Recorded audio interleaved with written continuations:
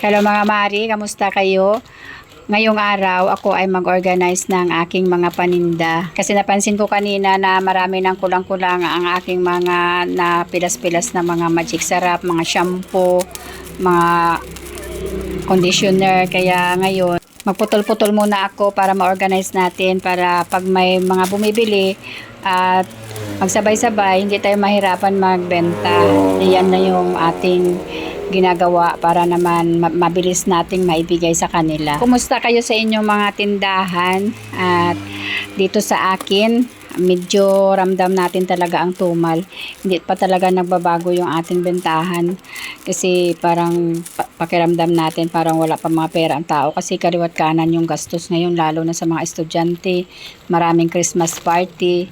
So ngayon parang hindi natin ramdam ang Pasko. Siguro pagkatapos na ng Pasko, doon na natin maramdaman yung maraming benta kasi may mga pera na yung mga tao dahil mayroon na silang mga pinamaskuhan, meron na silang mga bonus. Pero ngayon ay hindi pa talaga ramdam ang Pasko dito sa amin. At ayan, nagpuputol-putol na tayo ng ating mga Ajinomoto. At kung ano lang ang may kulang-kulang dyan, yan lang muna ang aking nire-refill at ino-organize.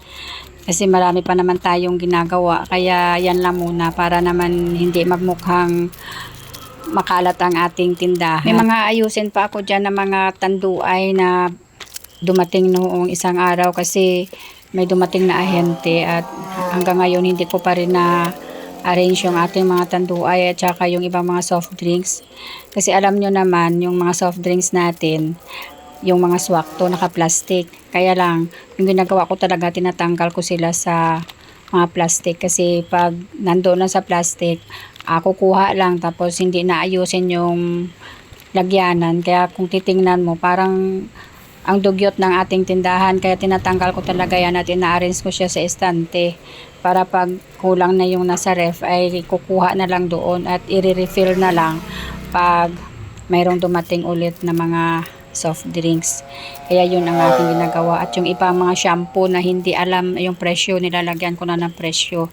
Kasi merong shampoo na tig 7 pa rin yung tinda ko dito. Merong shampoo na tig 8 na, yung mga Head and Shoulder ay tig 8 pesos na yan dito sa akin. Pero yung mga Sunsilk, Palmolive ay 7 pesos pa rin. Tapos may nakita ako mga Mari sa ating ibang mga kasari na yung pansit kanto nila ay tag 15 pesos na. Dito sa akin 14 pesos pa rin kasi yung sa kabilang tindahan ay 14 pesos pa rin yung benta nila. Kaya sana naman magpataas na sila para lumaki-laki na rin yung tubo natin. Kasi konti lang talaga yung tubo natin dyan. Yung puhunan kasi niyan, pag sa grocery lang ako bumili ay nasa 12.50. Pera na lang kung kukuha ka ng kalahating box or isang box ay merong discount. Pero pag per piraso lang, halimbawa mga isang dosena ay 12.50, so ibebenta mo siya ng 14 pesos, di ba? Ang liit talaga ng tubo, pamasahe pa natin.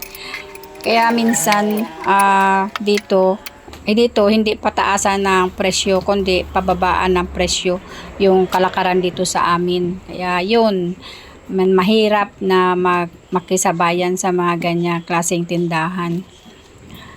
At yan na mga kasari, ako ay nag-display na ng mga soft drinks. Yan yung ginagawa ko na tinatanggal ko siya sa plastic tapos nilalagay ko siya dyan para pag halimbawa nawala na ang laman ang ref ay kukuha na lang.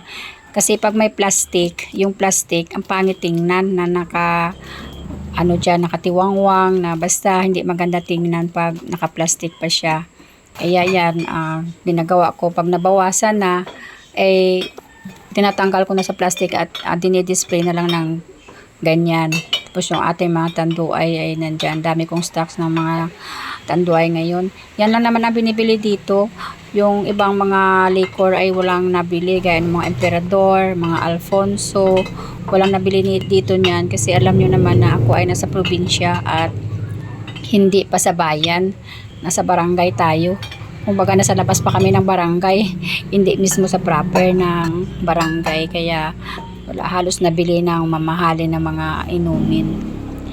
At yan ang mga sito natin, nandyan na nakadisplay. So maraming salamat sa mga nanonood ng ating video. Thank you for watching at ito ay bagong channel ko. Sa mga hindi pa nakasubscribe po, sana ay mag-subscribe kayo sa aking channel at mag-share na rin at mag-like. Thank you for watching and God bless sa ating lahat.